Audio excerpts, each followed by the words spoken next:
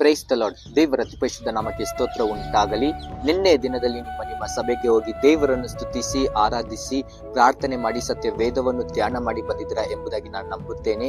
ಈ ಮುಂಜಾನೆಯ ವೇಳೆಯಲ್ಲಿ ದೇವರು ಕೊಡುತ್ತಿರುವಂತಹ ವಾಗ್ದಾನವು 2 ಪೇತ್ರನು ಬರೆದ ಪತ್ರಿಕೆ 2ನೇ ಅಧ್ಯಾಯ 9ನೇ ವಚನವು ಈ ರೀತಿಯಾಗಿ ಹೇಳುತ್ತೆ: ಕರ್ತನು ಭಕ್ತರನ್ನು ಕಷ್ಟಗಳೊಳಗಿಂದ ತಪ್ಪಿಸುವುದಕ್ಕೂ ದುರ್ಮಾರ್ಗಿಗಳನ್ನು ನ್ಯಾಯ ತೀರ್ಪಿನ ದಿನದ ತನಕ ಶಿಕ್ಷಾನುಭವದಲ್ಲಿ ಇಡುವುದಕ್ಕೂ ಬಲ್ಲವನಾಗಿದ್ದಾನೆ ಎಂಬುದಾಗಿ ಬರೆಯಲ್ಪಟ್ಟಿದೆ. ನನ್ನ ಪ್ರೀತಿಯ ದೇವರ ಜನರೇ, ನಮ್ಮ ದೇವರು ತನ್ನ ಭಕ್ತರನ್ನು ಕಷ್ಟಗಳಿಂದ ಬಿಡಿಸಲು ಆತನು ಶಕ್ತನಾಗಿದ್ದಾನೆ.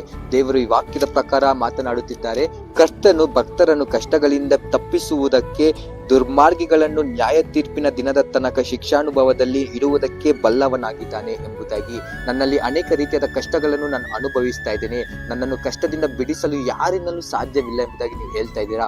ದೇವರು ಈ ದಿನದಲ್ಲಿ ವಾಕ್ಯದ ಮುಖಾಂತರ ಈ ರೀತಿಯಾಗಿ ಮಾತನಾಡುತ್ತಿದ್ದಾರೆ. ನನ್ನ ಮಗನೇ, ನನ್ನ ಮಗಳೇ, ನಿನ್ನನ್ನು ಎಲ್ಲಾ ರೀತಿಯಾದ ಕಷ್ಟಗಳಿಂದ ಬಿಡಿಸಲು ತಪ್ಪಿಸಲು ನಾನು ನಿನ್ನೊಂದಿಗಿದ್ದೇನೆ ಎಂಬುದಾಗಿ ಈ ವಾಕ್ಯದ ಮೇಲೆ ನಂಬಿಕೆಯ ಭರವಸೆಯಿಂದ ಇರಿ. ದೇವರು ನಿಮ್ಮನ್ನು ಆಶೀರ್ವಾದ ಮಾಡಲಿ. God bless you. Have a blessed week ahead.